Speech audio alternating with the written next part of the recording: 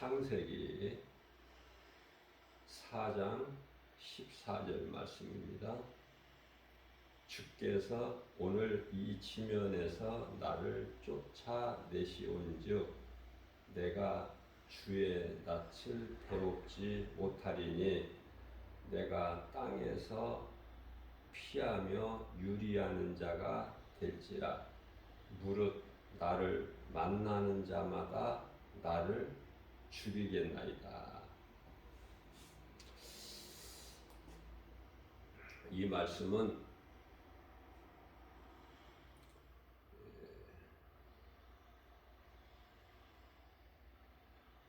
하나님의 뜻에 따라서 가인이 이제 하나님을 떠날 때 하나님께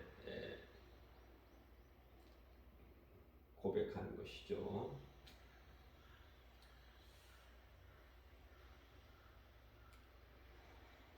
하나님께서 오늘 이 지면에서 나를 쫓아내시온즉 내가 주의 낯을 배웁지 못하리니 내가 땅에서 피하며 유리하는 자가 될지라.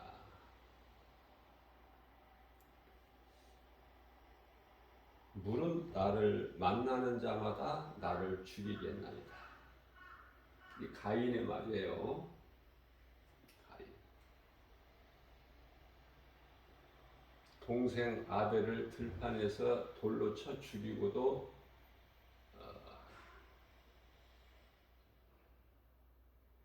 하나님께서 내 동생 아벨이 어디 있느냐 물어보실 때 하나님은 이미 다 아시고 물어보시는 거 아닙니까?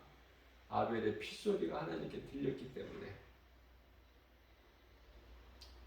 그러나 가인은 전능자 창조주 하나님 앞에서 거짓말하죠. 나는 모릅니다. 내가 아벨을 지키는 자이니까 그 죄로 인하여 이제 하나님을 떠날 수밖에 없는 신사가 되죠. 이때 이제 하나님께 아뢰는 말씀이에요. 자, 우리가 이 성경을 대할 때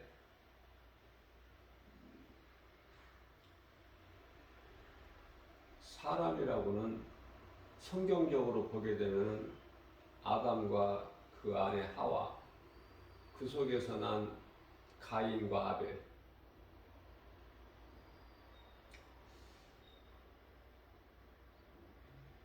그 가운데 가인이 아벨을 죽였기 때문에 가인밖에 없죠. 하나님을 떠나면 누가 있어요? 가인 자기 자신밖에 없는 거야.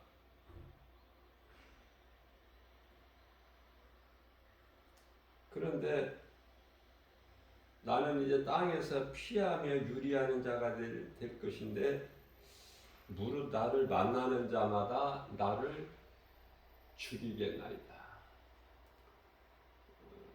율법이 있기 전에는 죄를 죄로 여기지 못했죠. 왜냐하면 죄라는 것을 깨달을 수가 없죠. 율법이 있기 전에는, 모세를 통해서 율법이 있기 전에는. 그러면서도 자기는 죽게 될 거라는 그러한 의식 속에서 이제 그 두려움 가운데 사로잡혀서 하나님께 고백하는 거 아닙니까? 자, 그러면은 과연 가인만 있는 것인가? 우리가 생각해 볼 수 있죠. 만일에 아담이 하와를 통해서 가인과 아벨만 났다면 가인만 있어야 돼. 이제 아벨은 죽었으니까. 그런데요, 만일에 그렇다면은 성경이 그렇게 전개가 된다면 하나님께서 이렇게 고백하는 가인에게 누가 너를 죽인다는 것이니 너밖에 더 있느냐? 너희 부모 가인 아담과 하와 말고 너밖에 더 있느냐? 그렇게 말씀하실 수 있으시겠죠? 누가 너를 죽인다는 거냐? 그런데요, 하나님께서는 그렇게 말씀하시지 아니하시고 창세기서 4장 15절 말씀을 보게 되면요, 그렇지 아니하다, 그렇지 않다. 가인을 죽이는 자는 벌을 7배나 받을 것이다. 하나님께서 그렇게 하신다는 거예요. 가인을 죽이는 자는 벌을 7배나 받으리라 하시고 가인에게 표를 주사 그를 만나는 모든 사람에게 죽임을 면하게 하시니라. 이 말씀을 어떻게 받아들일 거냐고 말이에요.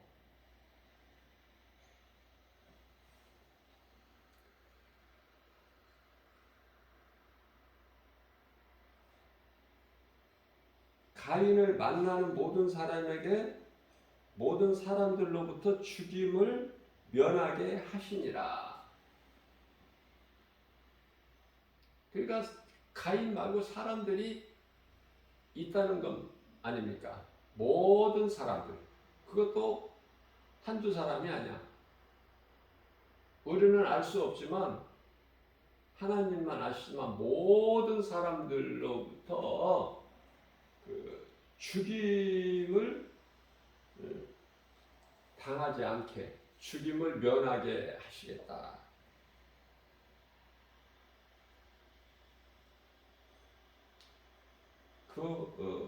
증표로 뭔가를 주셨겠죠.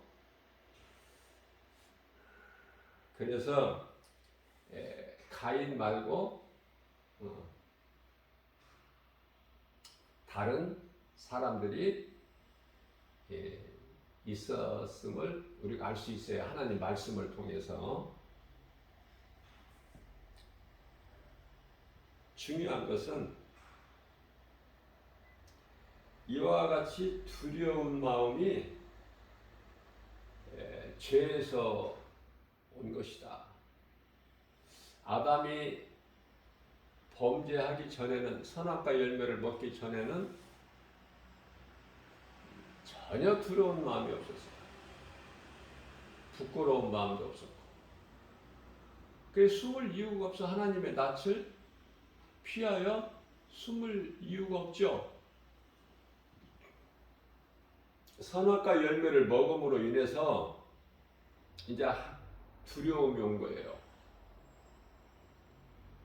모든 것이 두려워. 벗은 것도 두렵고 우리가 벗었으므로 두려워 나무 뒤에 숨은 나이다. 창세기서 3장 10절 말씀이죠. 9절에서 하나님께서 아담아 내가 어디에 있느냐?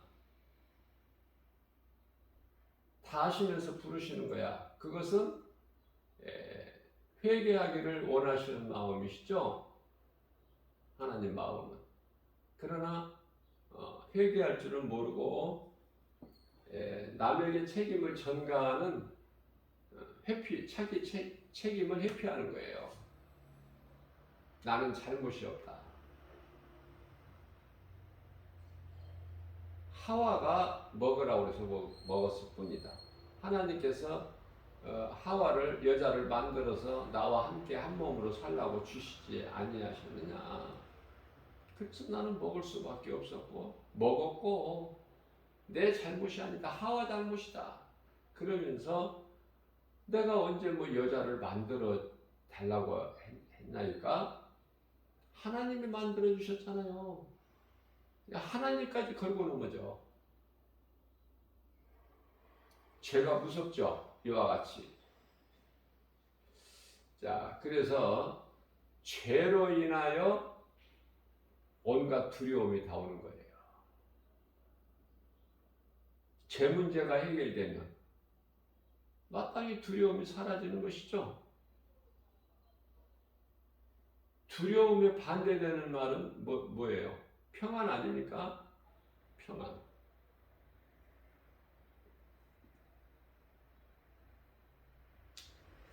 디모데후서 1장 7절 말씀을 보면은 사람의 하나님께서 우리에게 주신 것은 두려워하는 마음이 아니요 오직 능력과 사랑과 절제하는 마음이니.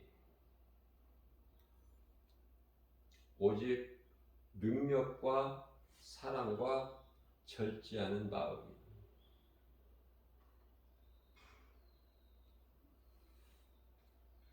데살로니가전서 5장 22절에 악은 그 모양이라도 버릴 수 있는, 멀리 할 수 있는 그런 마음의 절제죠.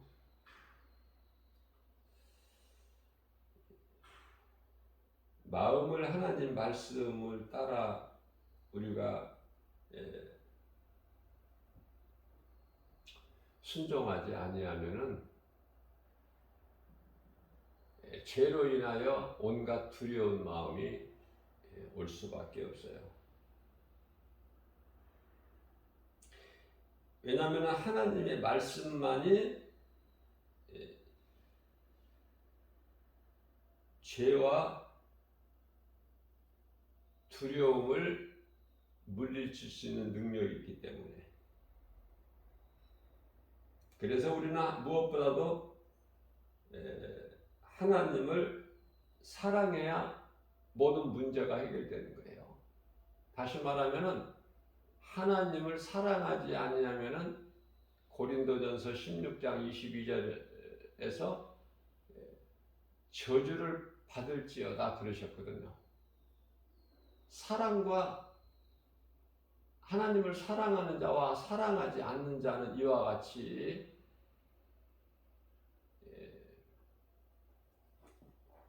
차이가 크죠. 복과 저주로 나누어져 버리기 때문에 하나님을 사랑하기 때문에 복이요, 복이 있는 자요. 하나님을 사랑하지 아니하면은 저주를 받을지어다 말씀하셨기 때문에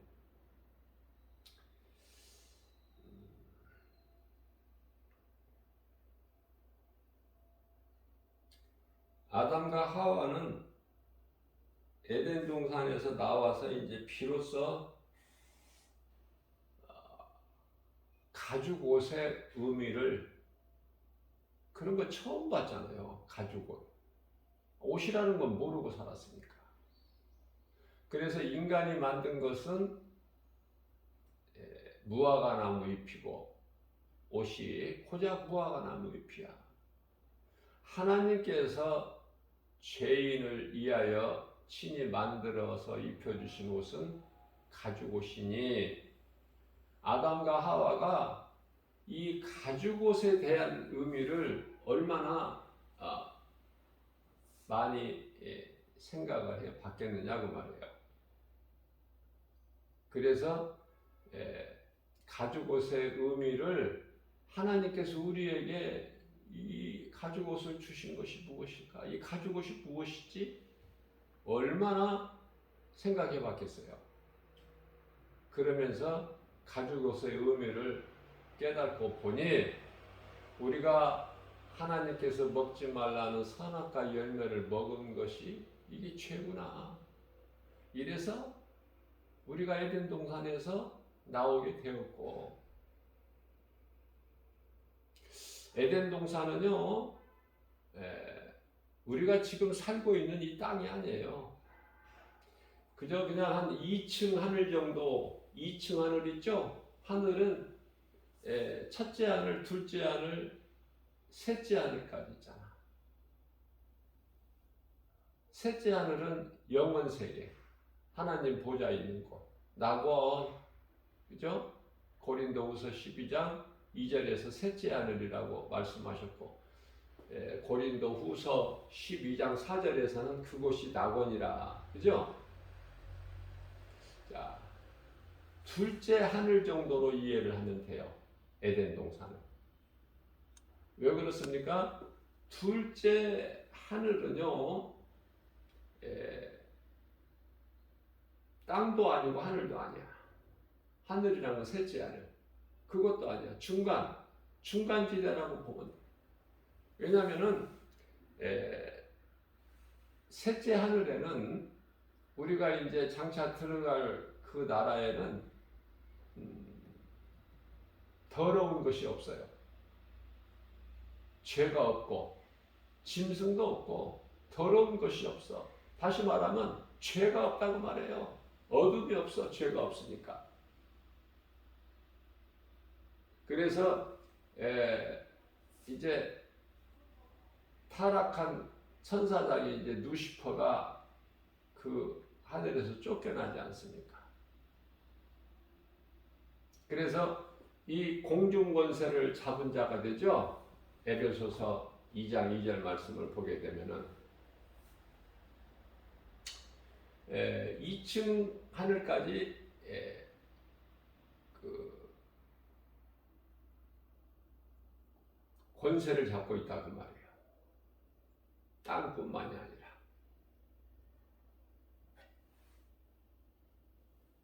그래서 우리가 예수님께서 이제 주의 호령소리와 천사장 나팔소리가 울릴 때 우리가 이제 잠자는 자들이 다 깨어나는데 그걸 제가 부활이라고 그랬잖아요. 구원받은 성도들의 부활이다. 이 땅에서 이제 유대인들이 복음 전도자들을 통해서 다 하나같이 구원받고 호련히 순식간에, 그래서 하늘에서 혼인잔치에 다 참여하게 되는데, 그 하늘이라는 것은 이런 공중이 아니에요. 공중에서 주를 배우리라 찬송이 있는데 그 공중이 아니라 그 셋째 하늘이라고 이해를 하는 것이 성경적이고 바르게 우리가 이해하게 되는 거죠. 공중이 아니에요. 공중에는 사탄이 있어요. 공중 권세를 사탄이 잡고 있어요. 우리가 살고 있는 이 땅도 이 세상 나라가 이 주님의 나라가 아니야. 지금 마귀가 임금인 이 세상 나라죠. 그러면 언제 이제 세상 임금이 쫓겨나느냐? 요한복음 12장 31절이죠. 예수님이 다시 오실 때 세상 임금은 쫓겨나는 거야.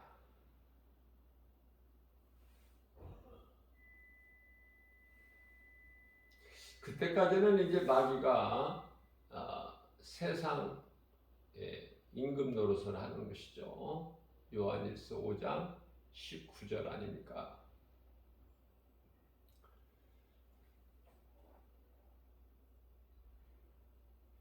예수님께서 다시 오실 때 세상 임금이 쫓겨나는 거예요. 다시 말하면은 요한계시록 11장 15절에 주의 호령소리와 천사장 나팔소리와 함께 우리 예수님께서 그 지상재림하시게 된 것이죠. 요한계시록 1장 7절 말씀을 보게 되면은 구름을 타고 오시리라 이렇게 말씀하고 있어요. 구름 타고 오셔요. 예수님 다시 재림하실 때 구름 타고 오시는 거야.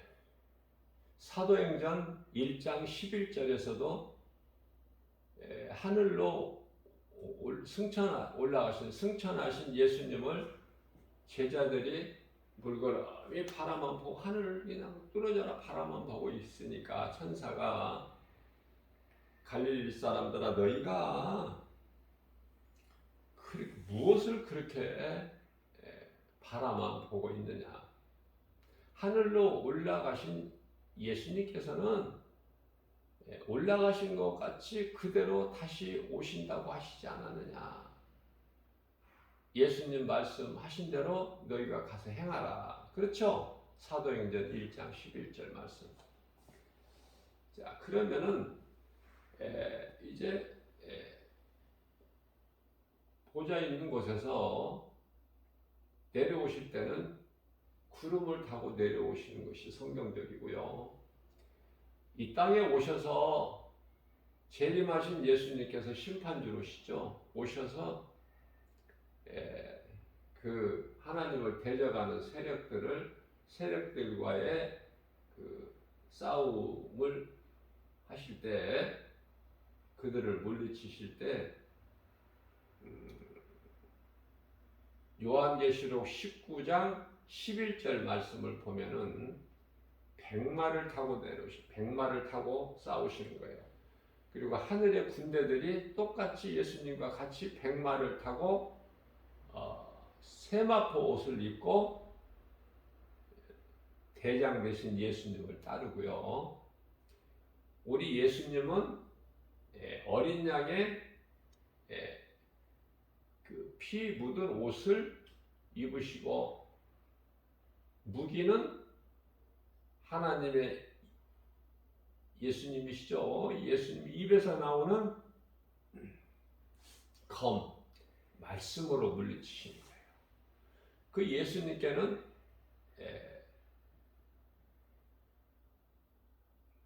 아는 면류관이 있고, 그렇죠? 그래서 요한계시록 19장 16절에 가서는 그리스도의 옷과 다리에는 뭐라고 써 있다고 말씀하고 있죠? 만왕의 왕, 만주의 주신이라.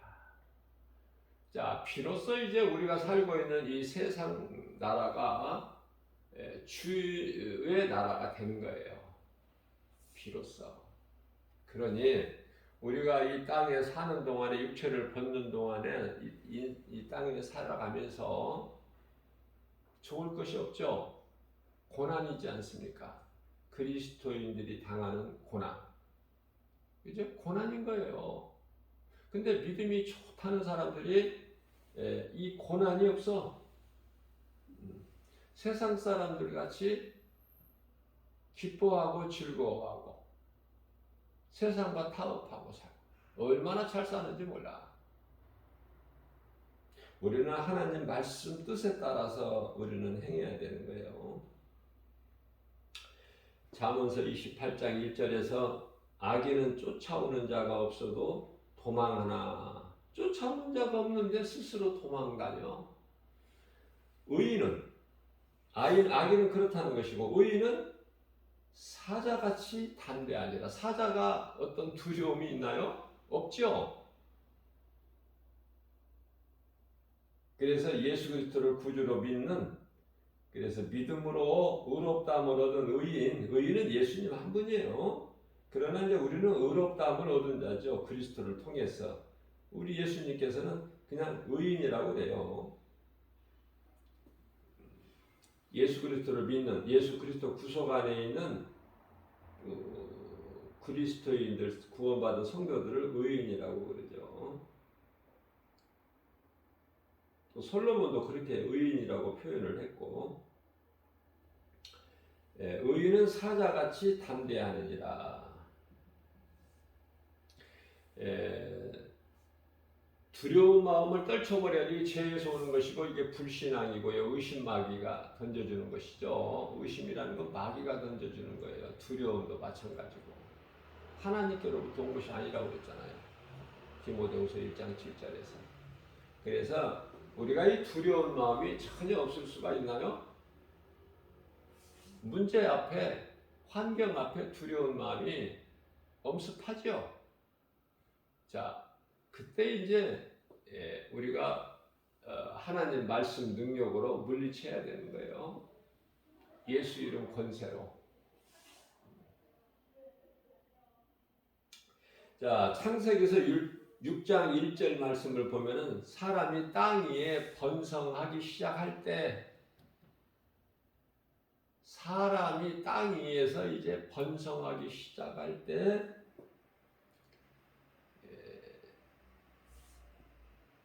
그들에게서 딸들이 나니, 이것도 또 참 어려운 말씀이야. 창세기에서 4장 14절 말씀, 누구든지 나를 만나는 자는 나를 죽이겠나이다. 이 말씀도 우리가 바르게 깨달는데 참 어려운 말씀이죠. 그래서 제가 쉽게 이해할 수 있도록 가르쳐 드렸고요. 지금 이제 창세기에서 6장 1절 말씀도 결코 쉽지가 않아. 우리가 이해를 하는데 굉장히 난해하죠. 사람이 땅 위에 번성하기 시작할 때 그들에게서 딸들이 나니, 창세기에서 6장 2절 말씀을 보게 되면 하나님의 아들들이 사람의 딸들의 아름다움을 보고, 여러분들 그 사람을 대할 때 외모를 보지 마세요. 그 귀신이 속이는 거예요.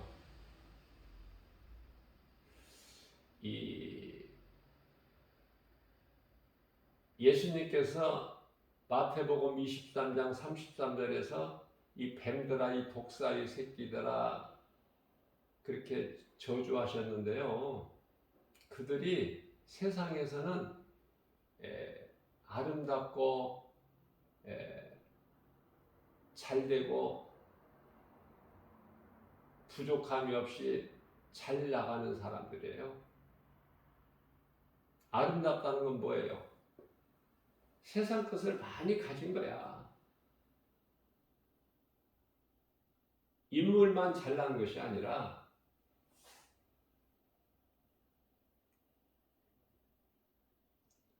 그래서 이 성령의 감동으로 제가 가르쳐 드리는 것은 창세기에서 6장 2절에 하나님의 아들들이 사람의 딸들의 아름다움을 보고, 하나님의 아들들이 있고 사람의 딸들이 있으니 이거 어떻게 이해를 해야 되겠어요?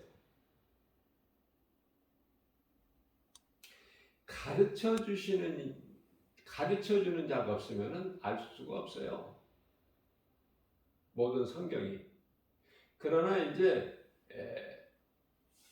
우리에게 최고의 선생님은 예수님이야. 그죠?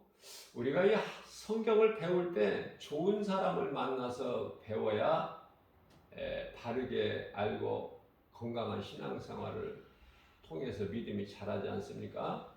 누군가로부터 배워야 되는데 최고의 지도자 선생님은 예수님이시죠. 무슨 말씀이냐면은 좋은 사람 지도자를 만나서 배우는 것도 중요하지만 그보다 더 중요한 것은 내가 성령 받고 성령의 감동으로 성령님이 깨닫게 해주시고 조명해 주시고 가르쳐 주신 것을 배우는 것이 최고 행복지 아닙니까?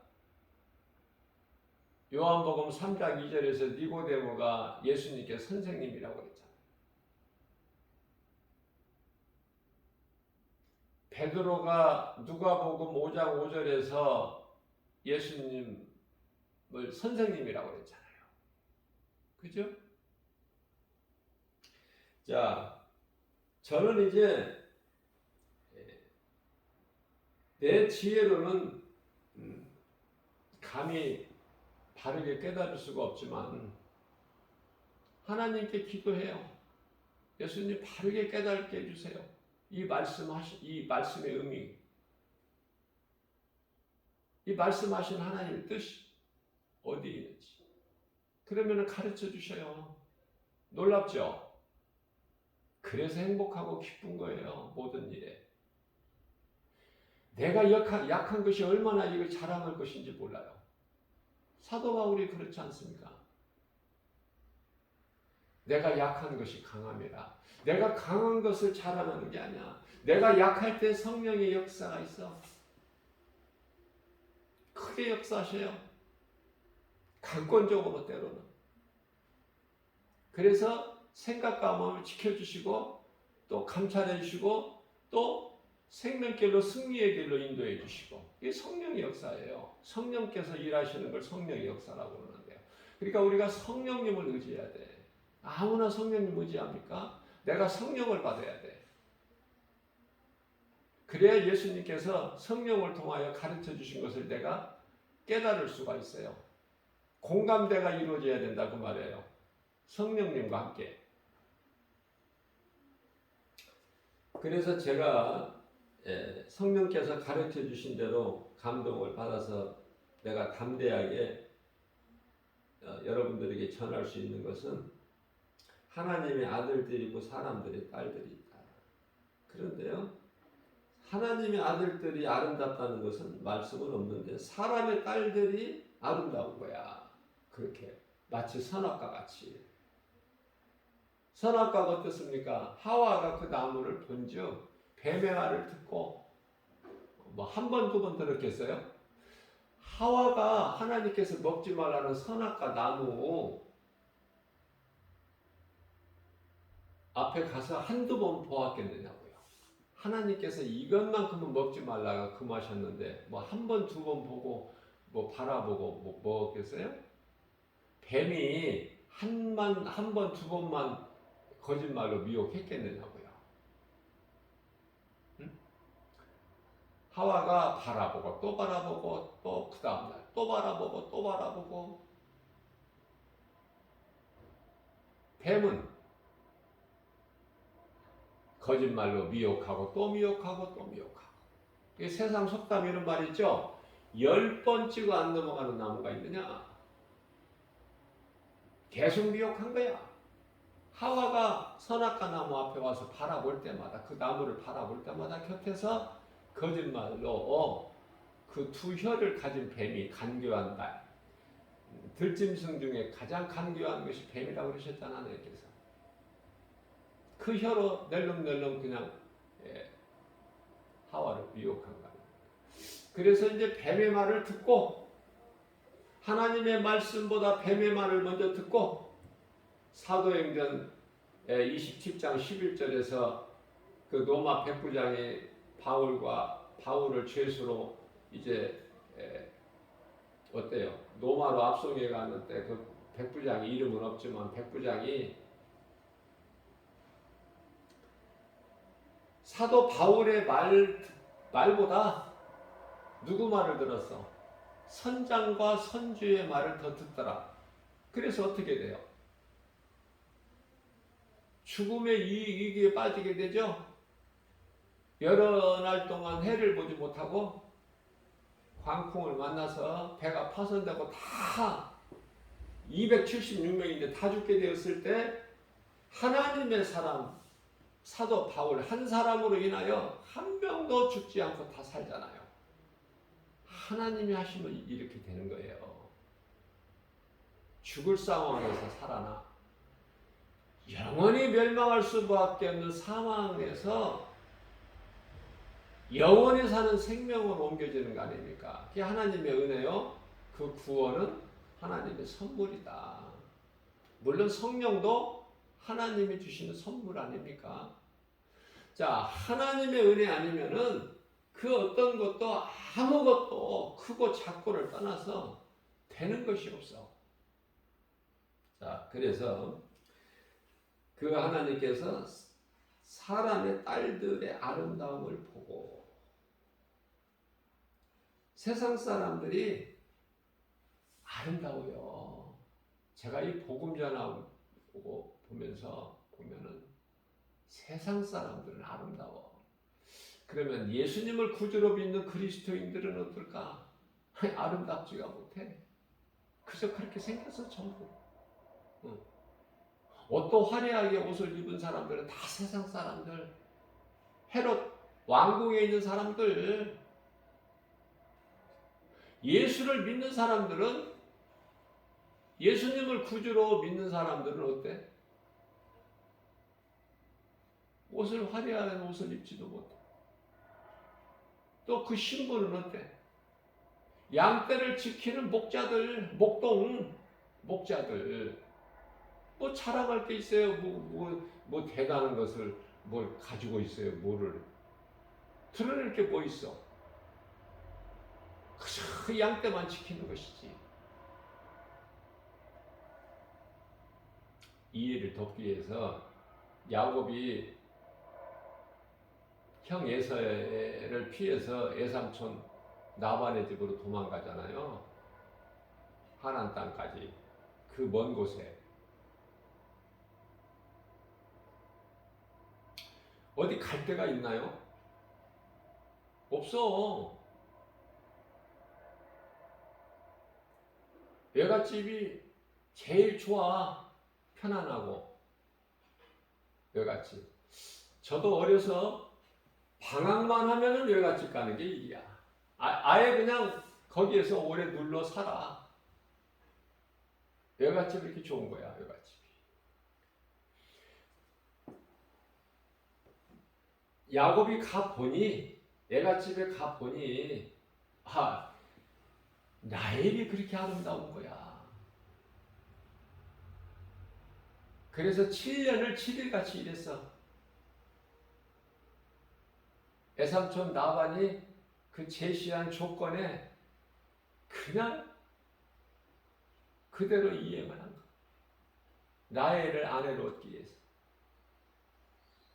그런데요,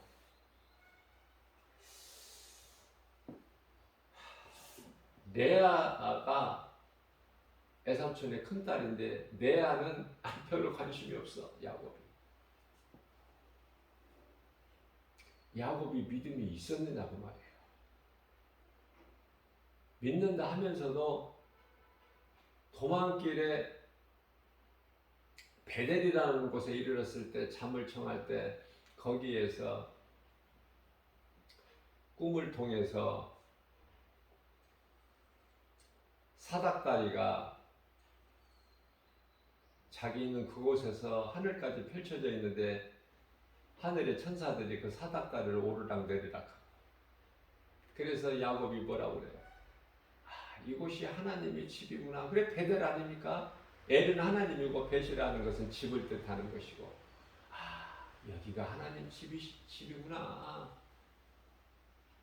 그래서 거기서 서원을 해. 하나님, 내가 부유하게 잘 되면 내가 돌아올 때 반드시 하나님께 여기서 제사를 드리겠나이다. 서원해요.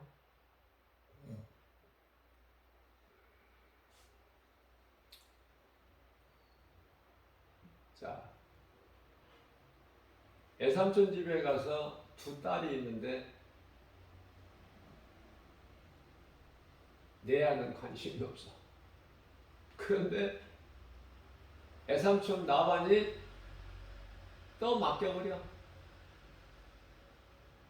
자, 중요한 것은 아름다운 외모가 아니라, 내 생각이 아니라 하나님이 보실 때 누가 더 좋아? 누가?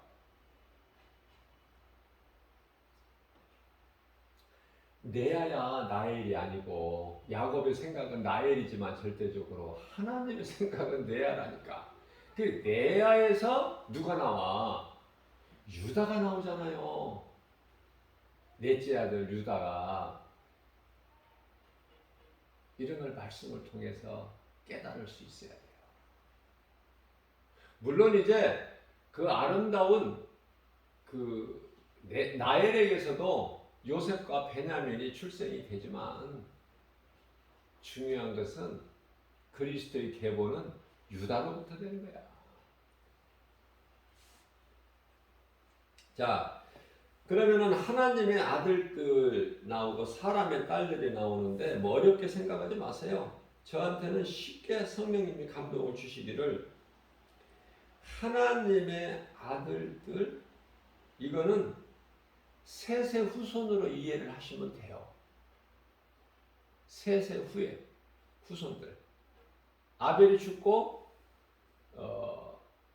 다시 잉태케 하셨는데 그 출생한 자가 셋이죠. 셋 이름이 셋의 후손들이 하나님 아들들이라면 사람의 딸들은 누굴까?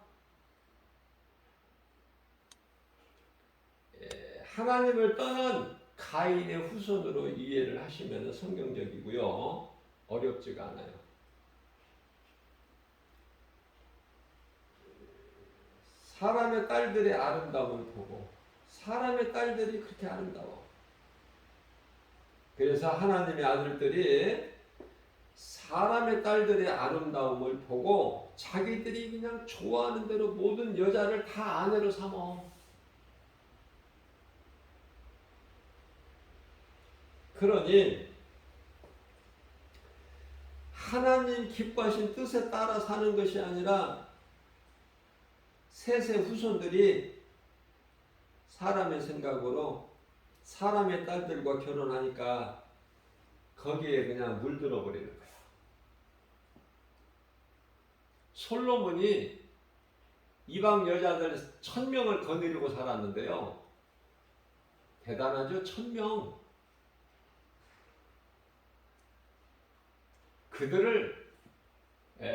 그들에게 복음 전할 절호의 기회인데 그 기회를 다 놓쳐버려. 자기가 왕이기 때문에 얼마나 좋아. 왕의 말 안 듣는 사람 누가 있어?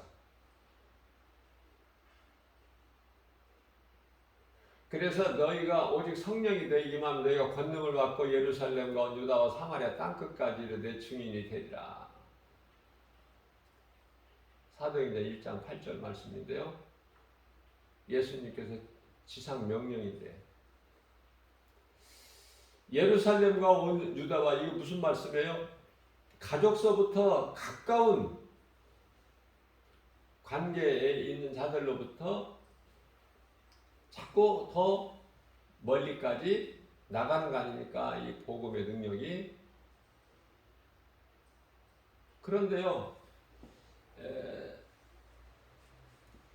중요한 것은 그들에게 1000명 그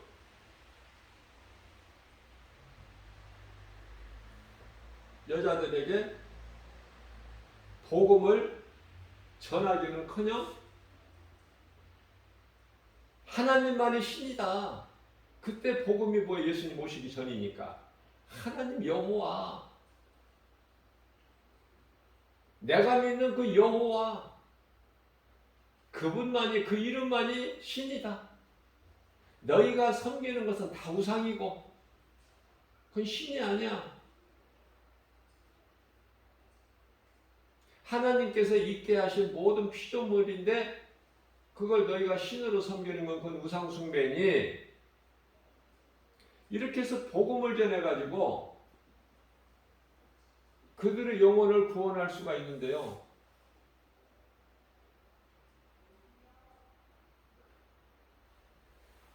솔로몬이 그러한 믿음이 없었어. 엘리야는 바알 선지자, 아사라 선지자 850대 1과 갈멜산에서 싸워서 이겼잖아.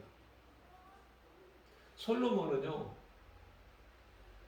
이기기는커녕 그 여자들에게 빠져버려. 치마폭에 쌓여서 이제 솔로몬 자신도 이제 우상 숭배해버려. 하나님을 잊어버려.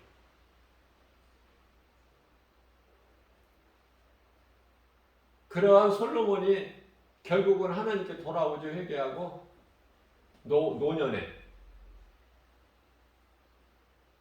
그래서 그 시편에서도 솔로몬 시가 있고 또 우리가 잘 알고 있는 잠언서라든지 또 전도서 또 아가서까지. 아가서는 하나님과 우리 죄인의 우리와의 그 사랑이에요. 하나님께서 우리를 그렇게 사랑하시는 그 사랑.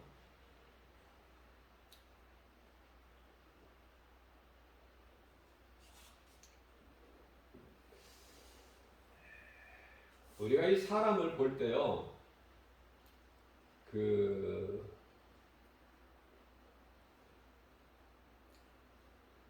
아주 미모가 뛰어나고 미인들 보세요.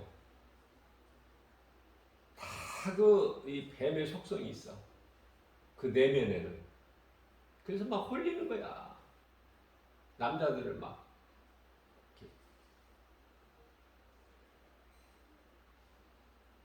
그런 거 연연하지 마시고. 내 안은 이쁘지가 않았어.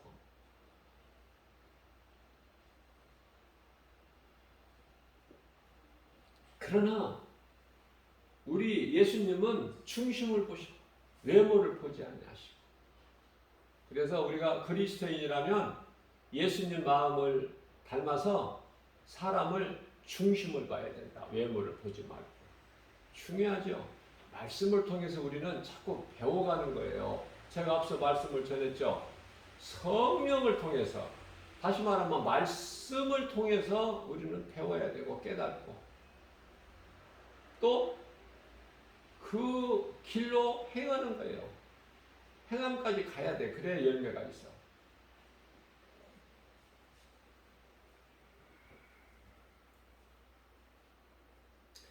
자, 결과적으로는 창세기에서 6장 3절 말씀을 보면은요, 여호와께서 말씀하시기를 이제 나의 영이 영원히 사람과 함께 할 수가 없으니, 자, 무슨 말씀이에요? 이것도 어려운 말씀만 계속 나오는데, 나의 영이 사람과 영원히 함께 할 수가 없으니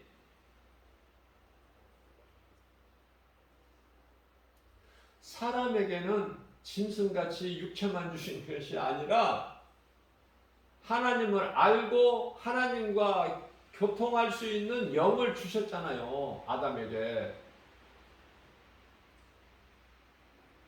그런데 그렇게 지음받은 사람이 이제 하나님을 잊어버려. 그러니까 영혼이 없는 짐승같이 산다 그 말이에요. 이제는 눈에 보이는 것으로만, 눈에 안 보이는 하나님은 이제 다 잊어버렸고, 그래서 우리 예수님께서 싹 쓸어버리시겠다는 계획을 세우시는 것이 노아의 홍수 심판이 아닙니까?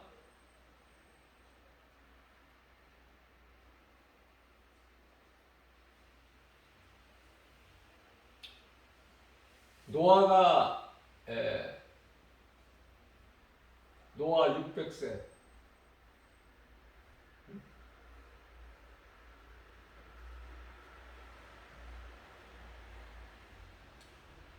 노아가 태어나서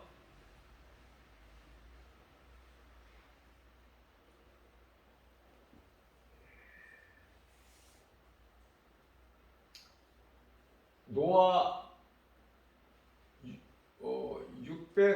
650년인가요?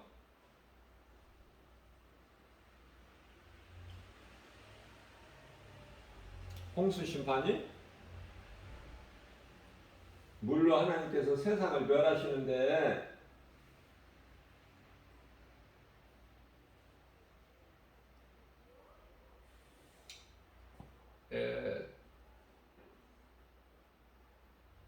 땅에 있는 모든 것, 땅에 있는 모든 것을 그냥 다 쓸어버리시죠.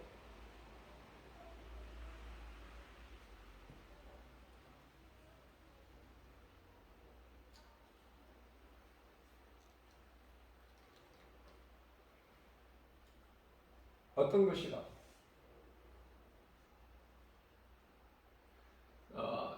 그 계획을 하실 때 120년을 말씀하셨어요. 창세기에서 6장 창세기에서 6장 6절이죠. 6장 3절. 그들의 날은 120년이 되리라. 그래서 120년 동안에 걸쳐서 방주를 지키게 하셔요. 노아를 통해서 예수님께서 120년.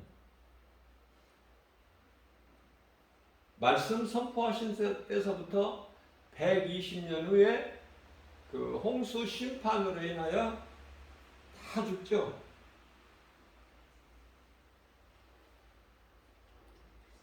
사는 사람이 없어.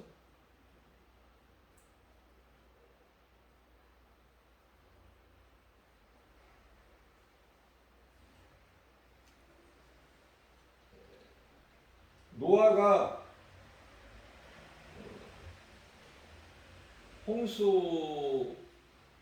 하나님께서 홍수 심판을 하셨는데, 홍수 심판 이후에 방주에서 나와서 노아가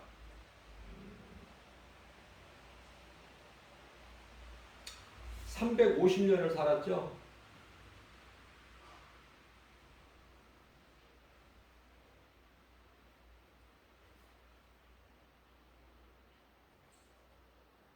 창세기서 5장 그 32절에서는 이제 노아가 나이가 잘 생각이 안 나요. 노아가 500세 때 이제 세 아들을 낳았다고 말씀하셨어요. 셈과 함과 야벳.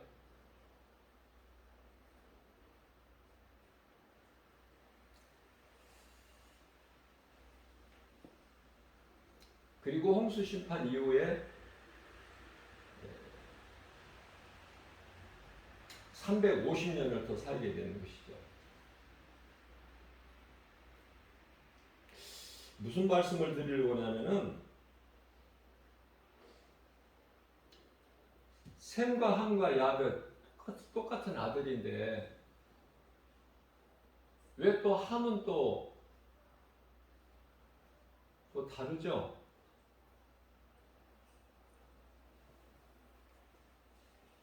그래서 함에 아무튼 땅에 사람은 다 죽었으니까 노아 시대에 그 홍수로 인해서 다 죽지 않습니까? 사람이라고는 노아와 그 7 식구에서 전부 8명밖에 없어. 세 아들, 노아의 아내, 노아의 세 아들, 노아의 세 며느리, 그리고 노아. 그래서 8명이야. 10명도 안 된다니까. 8명. 근데 누구는 복이 되고 누구는 저주가 돼. 왜 함은 또 왜 그 모양이 돼가지고.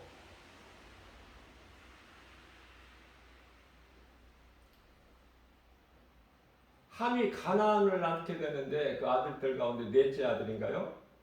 그 가나안을 낳게 되는데, 그 가나안에서 누가 나와? 가나안에서 또 가나안이 누구를 낳게 되냐면 또 이 니므롯을 낳게 되잖아. 니므롯. 이 바벨론 이 창시자는 바벨론 창시자 니므롯. 바벨론 종교.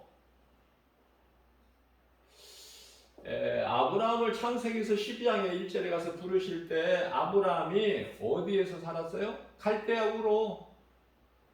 아버지 테라와 함께 갈대아 우로. 거기가 이제 바벨론 종교, 바벨 신을 섬기는 곳 아닙니까? 예수님께서 아브라함에게 내 본토 친척 아비 집을 떠나.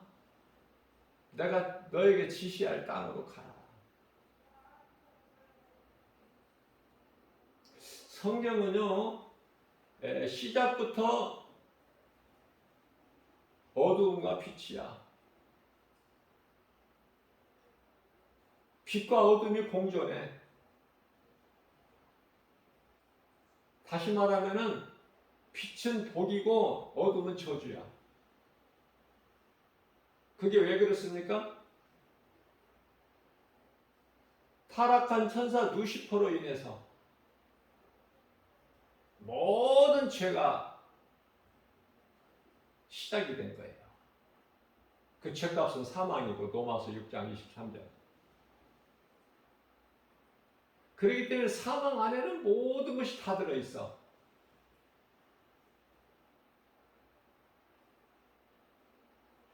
고통, 수고, 슬픔, 질병, 가난, 다 말할 수가 없죠. 전쟁, 기근, 지진, 무슨 다 안 좋은 것이 다 더러운 것이 다 들어있어. 죄에서. 자, 모든 문제가 죄에서 온 건데 이 죄 문제를 예수님께서 해결해 주신 거 아닙니까? 십자가에 달리심으로 인해서. 죄의 근원이 된 이 사탄을 멸해버리셨잖아. 그 구약은 메시아가 와서 너희를 구원하시리라. 그게 구약이고, 오실 메시아가 오셔서 다 이루시고 하나님 아버지 기뻐하실 때 이루시고 내가 다 이루었다. 이것이 신약이야. 성경을 크게 보면. 구약을 통해서만이 신약을 알 수 있어요. 구약의 여호와를 통해서 신약의 예수를 안다니까, 그리스도를. 이게 구약 없이는 신약을 알 수가 없죠. 무슨 말씀이냐면은 내가 신약, 오실 메시아가 오신 예수님, 그 예수님을 나의 주, 나의 하나님으로 믿어지면 구약을 안다는 이야기 아닙니까?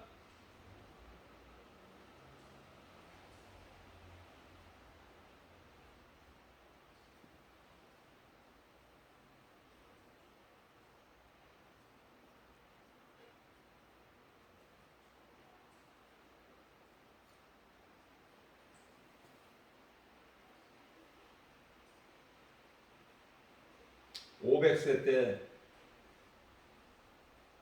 노아가 500세 때에 이제 새 아들을 낳았다고 말씀을 하고 있는데요.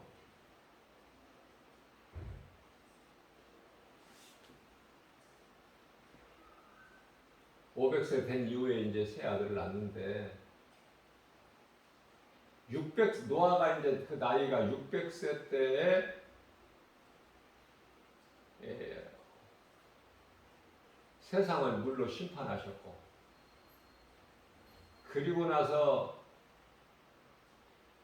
노아가 방주에서 나온 이후에 350년을 살았다고 그랬죠. 그래서 노아는 950세까지 사는 거예요.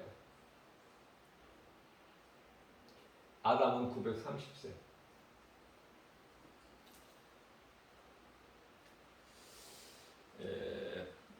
하나님께서 내리신 비로 인하여 세상이 얼마만큼 물에 잠겨 있어요? 150일. 그러면 며칠 동안 비를 내리셨어요? 비가 하늘에서만 내려온 것이 아니라 땅에서도 솟아나서 40주야. 40주야. 인간은 얼마나 연약한지, 장마 때 이제 비가 계속 오면은 쉬지 않고 계속 왔다 안 왔다가 아니라 계속 오를 때가 있죠. 그러면은 비만이 오는 것도 두려워, 인간은.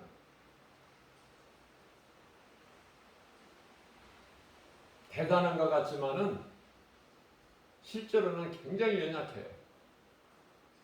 그 두려움이 하나님을 모르는 인생은요, 하늘의 벼락만 쳐도 두렵다니까.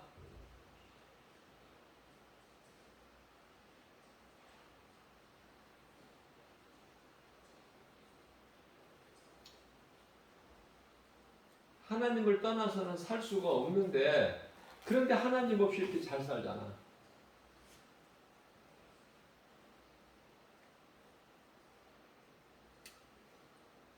하나님께서는 진노 중에라도 긍휼을 베풀어 주셔요. 다 죽이시지 않으셔요. 노아의 가족을 살리셔.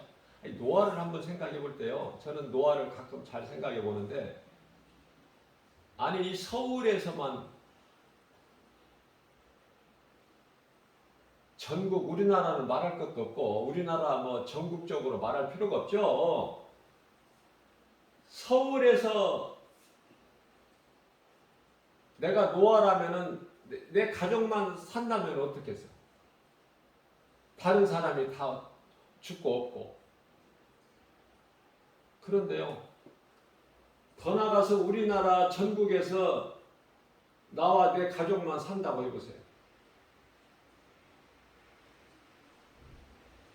재밌을까? 두려울까? 노아도 사람이니까 두려움이 있지 없어요?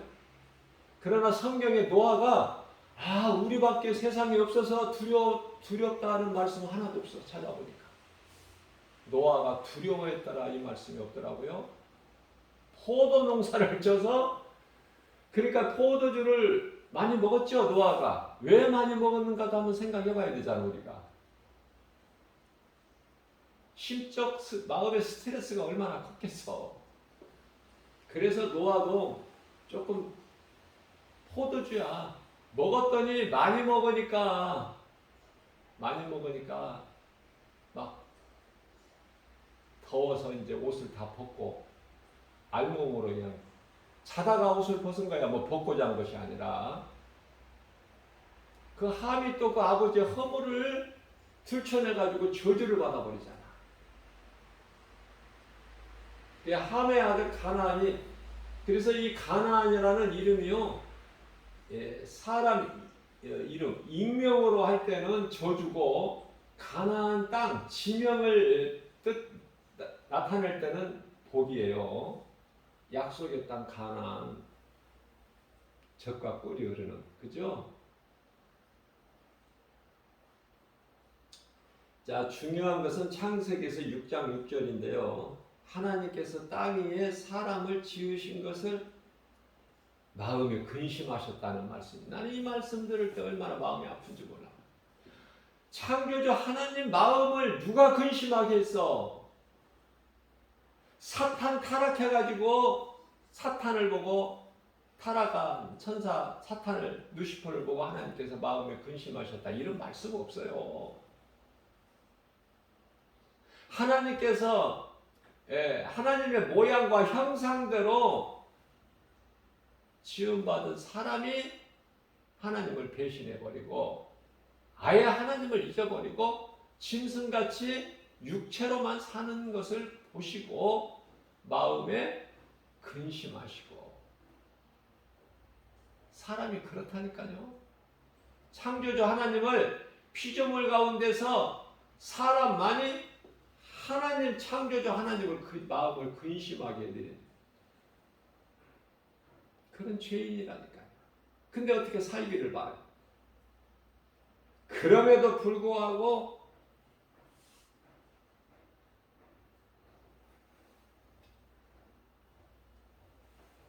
아들을 보내사 여자에게 나게 하시고, 갈라디아서 4장 4절. 우리를 약한 세대에서 건져버리시죠.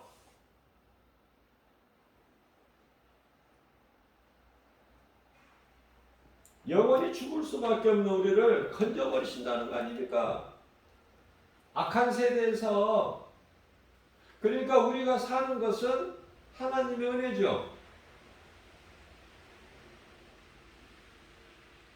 자랑할 것이 아무것도 없죠. 우리는 뭐를 자랑해? 예수님만 자랑해야 되잖아. 우리를 구원하신 나의 주, 나의 하나님. 우리가 살고 있는 이 세상은 물로 심판을 하신 그때나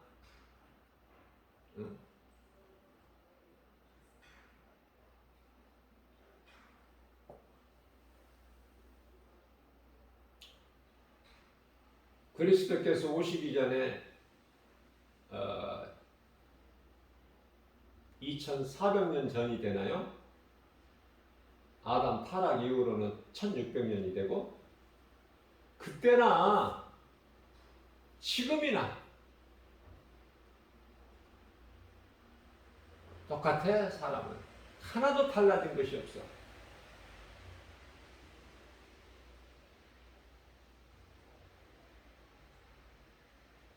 소수의 사람 그리스도인들만 빼고는 교회 수많은 사람들이 교회 다니고 교회 안에 와서 앉아 있지만은 하나님 보시기에는 예수 생명이 있는 자로 안 보셔요. 죽은 자로 보셔. 그러면서도 교회는 다녀. 교회는 다녀. 자, 갈라디아서 1장 4절입니다. 이 악한 세대에서 우리를 건지셨으니 누가? 예수 그리스도께서. 하나님 사랑을 몰라. 하나님께서 우리에게 베풀어 주신 긍휼 모른다니까. 하나님, 내가 믿는 하나님을 바르게 알고 교회 다니는 신앙생활하는 사람이 몇이나 돼? 극소수야. 소수에 아주 지극히 작은.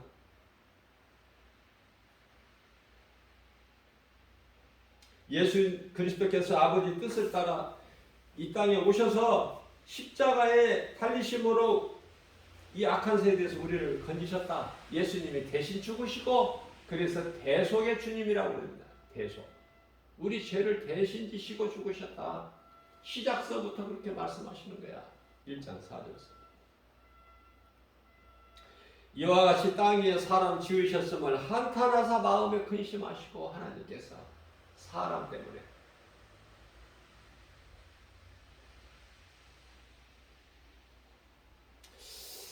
그니 마음에 근심하신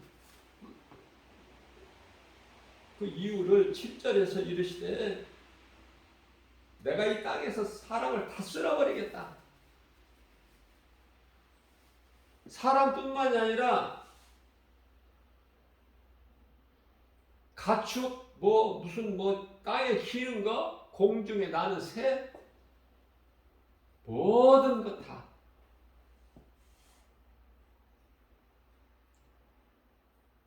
그것을 내가 지었음을 한탄함이니라. 하나님 마음을 한번 헤아려보 보셨나요?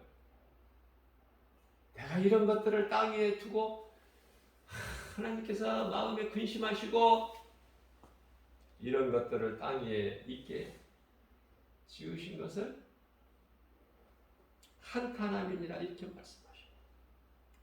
그러면서도 앞서 말씀드린 대로 그럼에도 불구하고 진노 중에라도 긍휼을 베풀어 주십니다.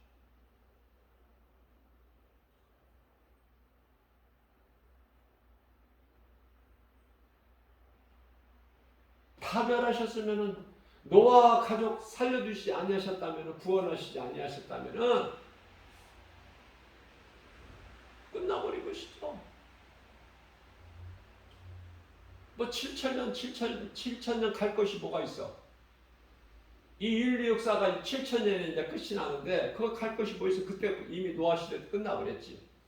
그러나 창세기에서 6장 8절 말씀을 보면은 그러나가 나와. 그러나 노아는 예수님께 은혜를 입었더라.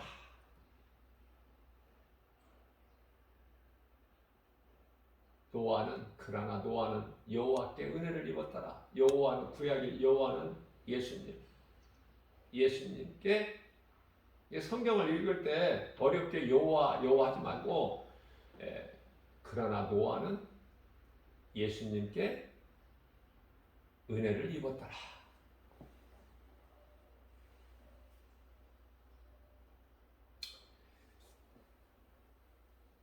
함을 볼 때 노아의 아들 함을 볼 때 우리가 무엇을 깨닫게 돼요?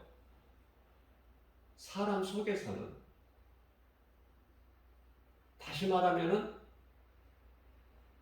예수님을 구주로 믿는다고 교회 다니면서도 때때로 사람 속에서 뭐가 나와? 선한 것이 나오고 악한 것이 나와. 그렇죠? 사도 바울 같은 믿음의 선진도 부활하신 예수님을 담에색 도상에서 만나고 3일 금식하고 먹지도 마시지도 않았고 아나니아를 통해서 안수를 받고 그 순간에 눈에서 비늘 같은 것이 벗겨지고 새 사람으로 이제 거듭난 삶을 살죠. 물과 성령으로. 그래서 교회를 핍박했던 사울의 인생이 바울로 변화되지 않습니까? 그러한 사도 바울도 뭐라고 고백했어요? 로마서 7장 24절 25절에서 아하 나는 곤고한 사람이로다. 이 사망의 늪에서 누가 나를 건져내랴? 예수님의 은혜가 너무 커서 감당할 길이 없어. 사도 바울.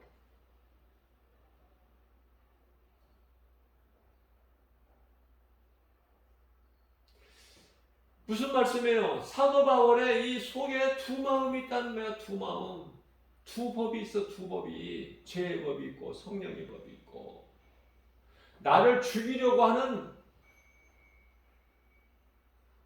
법이 있고 나를 살리려고 하는 어떻게든지 그 성령의 법이 있고 그 성령의 법은 생명의 법이고 나를 죽이려고 하는 이 사망의 법이 있으니 나는 공고한 사람이다.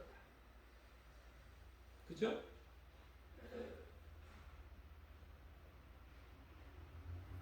그래서 우리가 살고 있는 이 세상, 이 땅에 우리가 육체를 벗는 날까지 아니 우리 주님 다시 오셔서 이제 인류가 이제 완전히 마무리 끝 날까지 빛과 어둠은 공존하고 성전과 우상은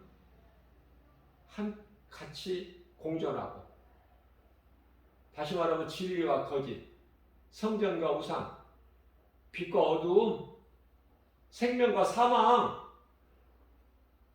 에레미야서 21장 8절에서 생명길과 사망길 하나님이 두셨다니까요. 요한일서 3장 10절 하나님의 자녀와 사탄의 자녀 두셨다니까 하나님께서. 창세기에서 1장 4절에서 빛과 어둠을 나누셨다니까. 창세 전에 우리를 택하셨다니까요. 창세 전에 우리를 택하셨다니까요. 창세 전에.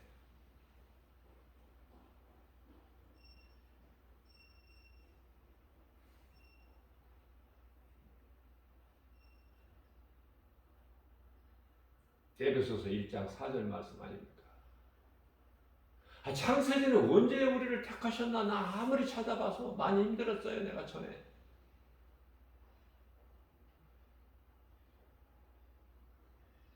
그런데 하나님께서 놀라운 걸 성령을 통해서 깨닫게 해주시는데요. 그 말씀이 요한복음 17장 5절 말씀 아닙니까?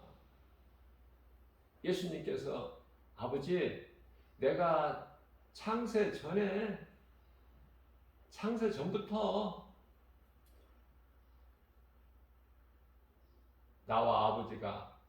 내가 아버지와 함께 있었나이다. 십자가를 예정하신 거야 이미. 우리를 택하신 거예요.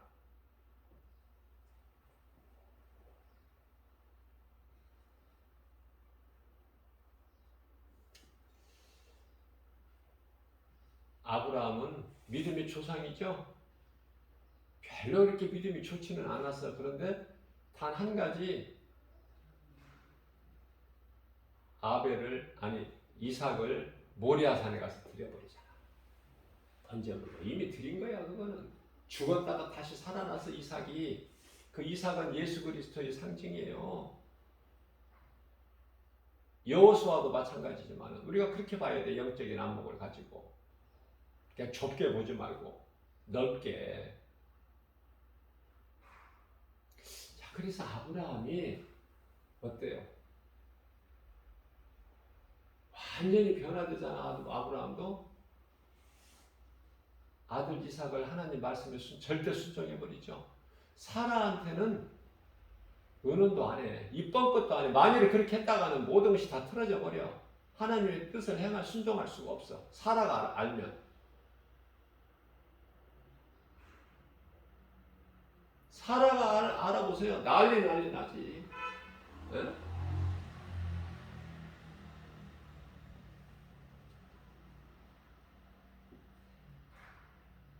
내 몸종 하와를 통해서 아들을 낳아. 내가 내 아들로 키우리니 그래서 이스마엘을 태어났는데 오늘의 이 중동 국가 이 모든 아랍 국가 에서의 족속들 이스마엘 족속들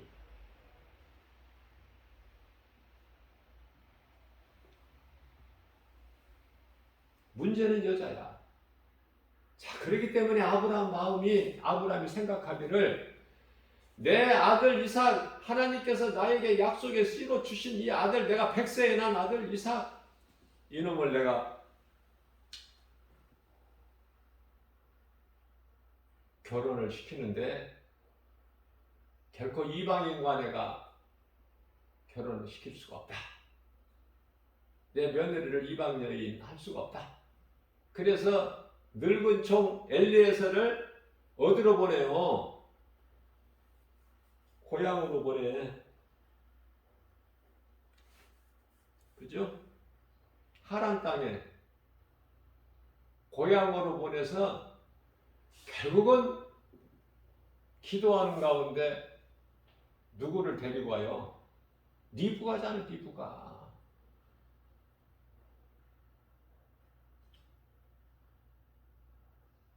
라반의 동생.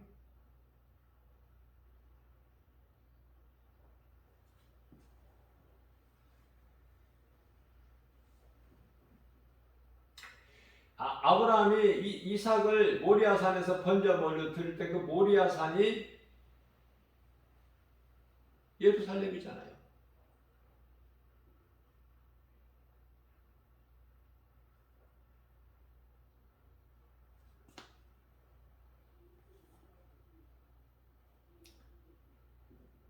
성경은 넓이와 그 깊이와 높이 우리가 어떻게 감히 측량을 해요. 성령께서 우리에게 깨닫게 해주신까지만 우리는 아는 것으로 만족해야 돼요. 중요한 것은 하나님 기뻐하신 뜻대로 살기를 원할 때 하나님은 기뻐하십니다. 우리가 선을 행할 때. 그 선을 행한다는 것은 하나님 말씀 따라 사는 거. 말씀 따라서.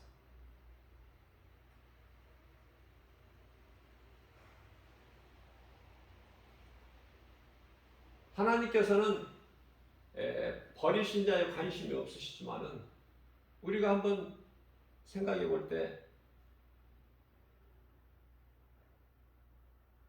야곱은 하나님께서 사랑하신 야곱은 또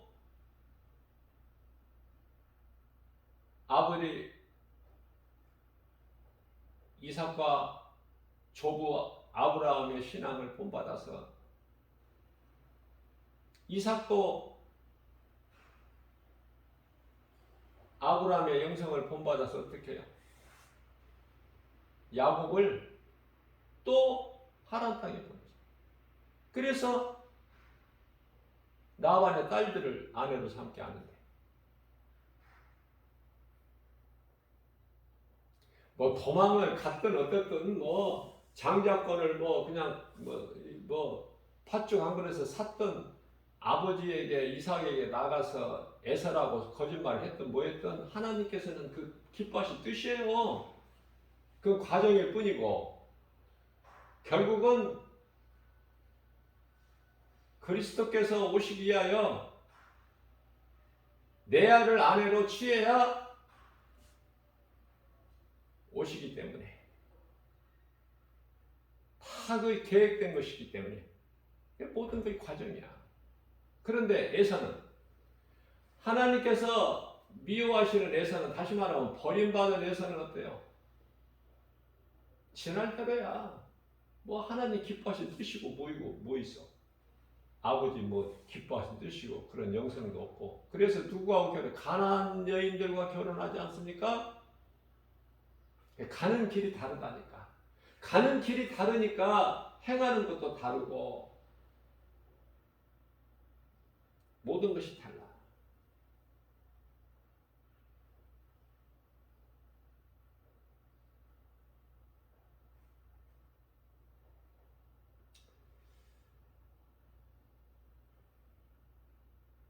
창세기에서 7장 1절, 저는 개인적으로 참 좋아하는 말씀인데요.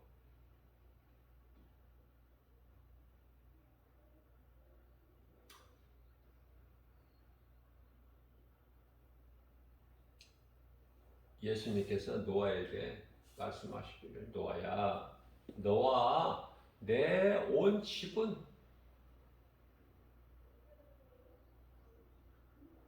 교회는 하나님의 집이에요. 교회는 하나님의 집이야. 예수님 말씀하셨잖아.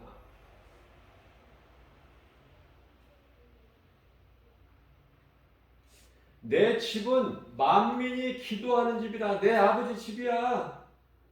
만민이 기도하는 집, 내 아버지 집은 내 만민이 기도하는 집이야. 왜 너희가 강도의 소굴로 만들고 여기서 돈벌이하고 왜 강도의 소굴로 만드느냐?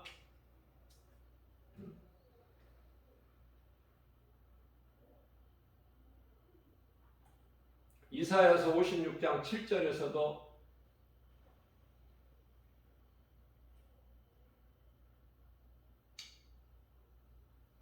말씀하셔요. 내 집은 만민이 기도하는 집이라.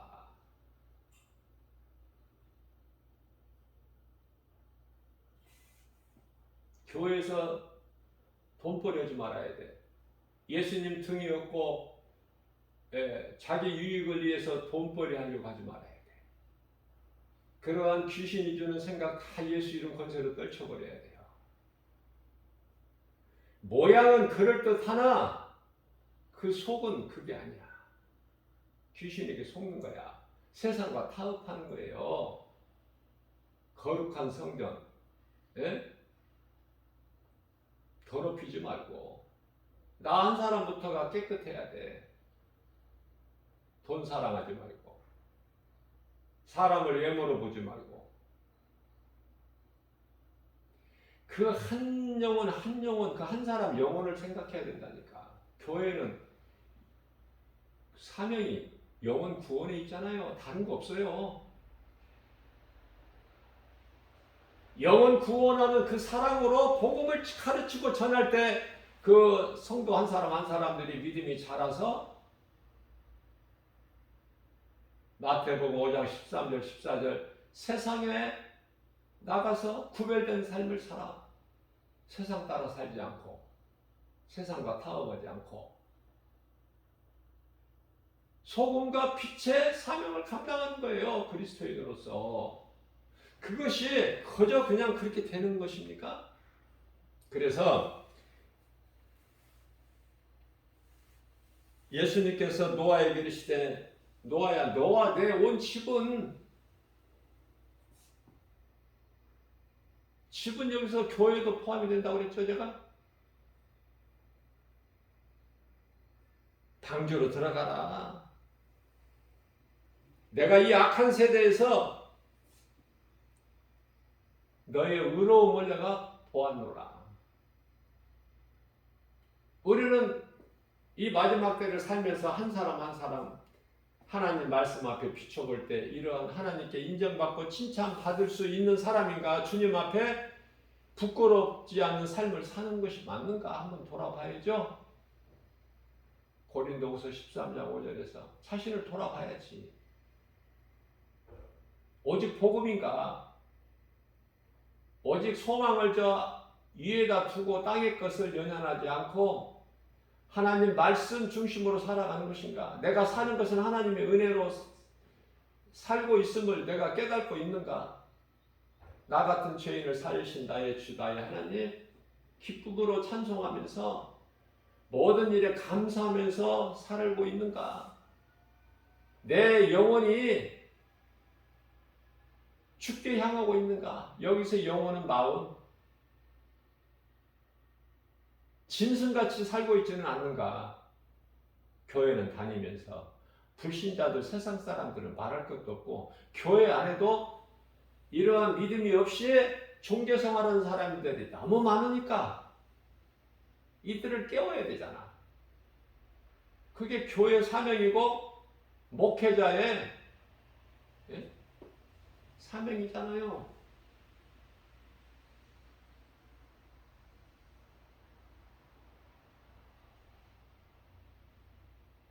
우리가 이 믿음의 선진들을 볼 때 노아뿐만이 아니라 아브라함도 그렇고 이삭도 그렇고 믿음의 조상 그러면 그냥 아브라함, 이삭, 야곱이잖아.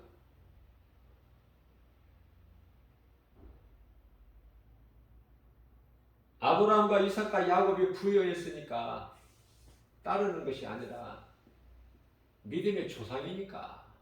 우리는 오늘날 이제 이 구약 시대가 아니라 신약 시대를 살고 있고 교회 시대를 살고 있고 성령의 시대를 살고 있기 때문에 예수 그리스도 마음을 본받아서 내가 살아야 이웃을 살리잖아. 먼저 내가 사는 것이 중요하고 내가 먼저 산다는 건 내가 먼저 회개하고 예수님을 나의 구주로 믿고 내가 성령을 받고 예수 생명이 내게 있을 때 요한일서 5장 11절 11절에서 12절까지 아들이 생명이 아들에게 있으니 아들이 있는 자에게는 생명이 있고 아들이 없는 자에게는 생명이 없느니라. 내게 예수 생명이 있을 때 비로소 나는 그리스도인으로서 구원받은 성도로서 천국 백성으로서 그러면 어떤 삶을 살아야 돼요? 그리스도인은 디모데전서 4장 13절에 이 진리의 복음을 가르치고 권면하고 전하는 자가 돼야 돼. 영혼을 살리는 일에 힘써야 된다고 말이에요. 예수님이 가장 기뻐하실 뜻이기 때문에 더욱더 겸손한 마음으로 주님 말씀 앞에 낮아져서 주님 뜻이면 내가 행할 수 있는 베드로가 고백한 것처럼 주여 우리가 밤이 새도록 수고하여 잡은 것이 없지만은 주님께서 그렇게 말씀하시니 주의 말씀에 의지하여 그물을 내려 고기를 잡으리라 하니 그대로 하니 기적이 일어나 버리죠. 그건 기적이 아니야. 마땅히 되어지는 거야. 믿음으로 행하는 자는 마가복음 9장 23절에서 믿는 자에게 능치 못함이 없다고 예수님 말씀하셨잖아요. 환경 바라보지 말고 다른 사람 걱정하지 말고 먼저 나부터 성찰, 말씀으로 성찰해서 그리스도의 십자가의 피로 깨끗함을 입어서 그 피를 의지하여 우리가 이제 빛의 자녀들이 됐잖아요. 에베소서 2장 7절에. 뿐만 아니라 로마서 5장 8절에서 전에는 너희가 어둠이던 이제는 빛이라. 요한복음 12장 36절에 너희 앞에 아직 빛이 있으니 빛이 있을 동안에 빛을 믿어라. 그리하면 너희들이 빛의 자녀가 되리니. 오늘 또 구원의 문은 열려 있어요. 얼마든지 회개하고 예수님께 나올 수 있다고 말해요. 고린도서 6장 2절에 지금은 은혜 받을 만한 때요 구원의 날이로다. 이 기회를 놓치지 말고 내가 살고 누군가 영혼을 살리는 일에 힘쓰는 이후에 예수님께로부터 상을 받는 예수님으로부터 칭찬받고 인정받는 복된 믿음의 주인공들 다 되시기를 주님의 이름으로 축복합니다.